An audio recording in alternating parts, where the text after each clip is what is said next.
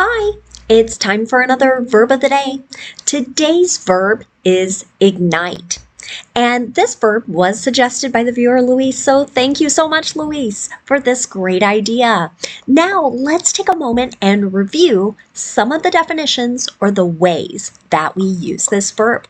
The first way you might hear ignite used can mean to catch fire or to cause something to catch fire. Right? So with this first definition, we're thinking about something beginning to burn. Okay? A second definition or a second way to use this verb means to inflame an emotion. Okay?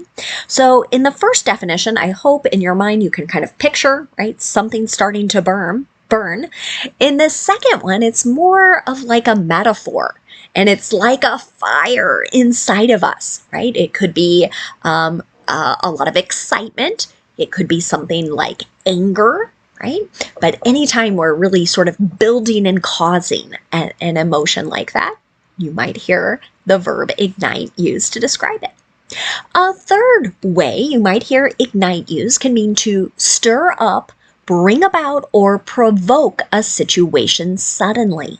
So sometimes people's social media posts, whether they're tweets or other platforms where they say something that's maybe very shocking, right? We might say it's ignited a controversy. It has stirred up or it has brought about that situation. For now, you should know that ignite is a regular verb. If you want to make the progressive form of this verb, you're going to drop the E on the end before adding ing. And that's because our verb ends in a pattern of a vowel, a consonant, and then an E. Okay? The progressive form of the verb is pronounced igniting. Igniting. The past tense and participle forms of this verb really just require us to add a D since this verb already ends in an E. Now the base verb, ignite, ends in a T sound. This means when I add the ed ending, I'm going to add an extra syllable to the word. So the ed here is going to make us sound like this, id. Okay? The past tense and the participle forms of our verb should sound like this, ignited, ignited. Okay? Now, there aren't any phrasal verbs that we need to study, so let's continue using our verb of the day in a couple different verb tenses. Today we'll practice the past perfect and the simple future. Let's start with the past perfect. We use this verb tense to note that a particular action occurred before some other action or before a certain point in time. And we're certainly talking about completed actions, but again, the reason to use past perfect is so that our readers or our listeners are understanding this action occurred before either a point in time or another event. Okay? Now, I hope you notice past perfect 2-letter P's here in the name of our verb tense. This can help you remember you need 2 parts to make your verb. Okay? So our pattern here will be to have our subject. We're going to use had, H-A-D, and then the participle form of our verb. And since ignite is a regular verb, our participle is the same as the past tense. Let's take a look at an affirmative example. As of June 30th, 2023, 372 wildfires had ignited while 601 had been reported as of last week. Okay. I saw a sentence very similar to this in a newspaper article. It was talking about the spread of wildfires in a particular area or region of the United States.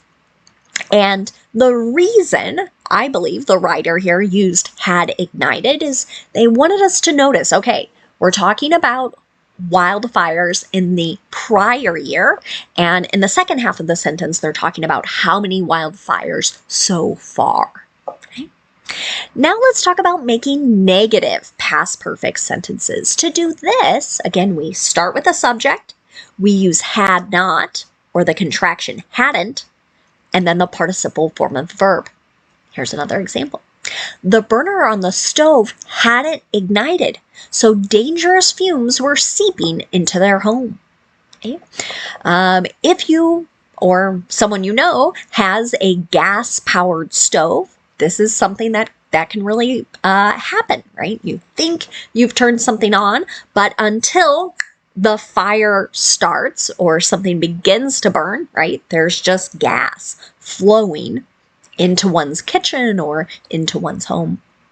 Now let's talk about making a yes or no question in the past perfect. To do this, start with had, then you'll use your subject, and then the participle form of the verb. Here's another example. Had that first experience ignited a spark of interest in paddling? Okay. Sometimes you will see a phrase like that, ignited a spark. Many times it's related to that idea of an emotion, a feeling. People talk about finding certain passions or interests in hobbies, sometimes with this turn of phrase. So again, this is not a literal fire, but sort of like a fire inside of us. Now, let's talk about making some sentences in the simple future. To do this, we're going to start with our subject. We use will and the base verb. Okay? We're going to practice that particular form of the simple future today. This form is most common as people make predictions, so kind of a guess about what will happen in the future. You'll also hear it with promises and with offers. You may also hear it as people discuss their plans. Let's take a look at an affirmative example. A nova explosion will ignite a new star in the sky sometime before the end of September. This is a prediction many scientists have made. I could make I think a really long video trying to explain the idea and the science behind this, and I am not a scientist. But no, this is something that's going to happen in the sky. It's going to essentially make something appear brighter in the sky. And I think that's why so many different articles were using this verb to kind of describe the creation or the start of this star.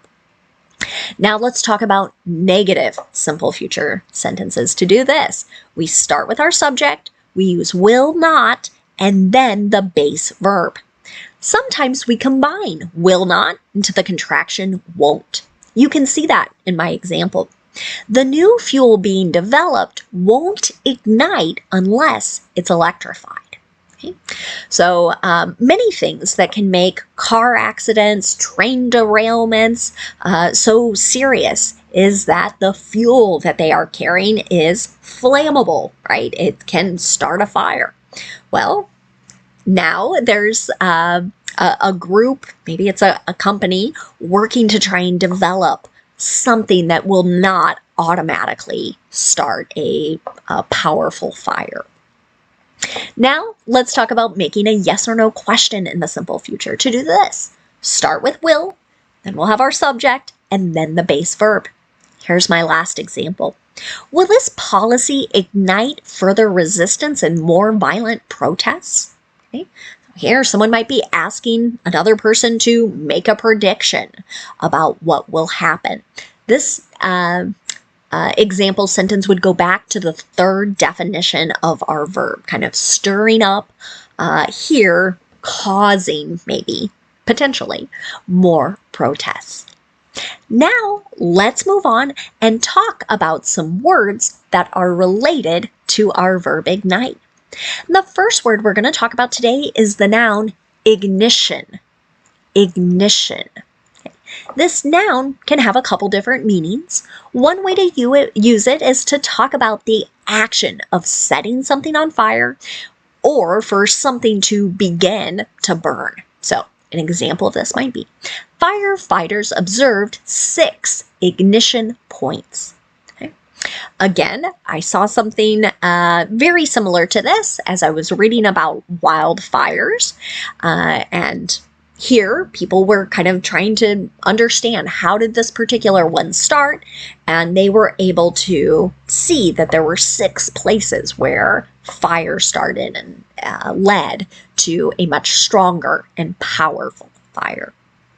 Now, another way you're likely to hear ignition used is commonly in cars. So this is the mechanism that brings about or starts the car. Okay, so many times in older cars we used keys, right? Now in many cars there are buttons or other things that kind of fire up the car for lack of a better description. So I know sometimes as my brother and I were learning to drive and suggesting we might have a problem, right? First thing is the key in the ignition, right? So it's talking about that specific spot in the car that's going to start it.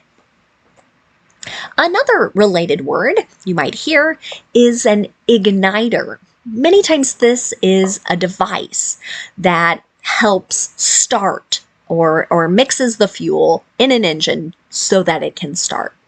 An example of this in a sentence might be, engineers made it by modifying an automotive coil-on plug igniter to provide new high-sparking energies at the point of combustion. Ooh. This is a very detailed sentence. I would say has a lot of engineering and science-related terms. But again, it's talking about the process or development of a new car part, right? And talking about kind of what device is causing that start. Okay? One last word for us today. It's the adjective ignitable. So that suffix able, I always encourage people to think able to and look back to that verb or the root there. So this is something that's capable of burning or something one can light. Okay, an example of this. The fire department is using an ignitable liquid detection canine to detect arson. Okay. This is a true story, but they have trained a dog to smell particular chemicals that might be used in fires that are intentionally set, right? In order to damage property, hurt someone, possibly to try and get insurance money. So arson is a crime of purposely trying to burn and destroy property. So that ignitable there is describing what the canine is smelling or sensing there. Thank you to Luis for suggesting today's video, and thank you all for watching. Have a great day.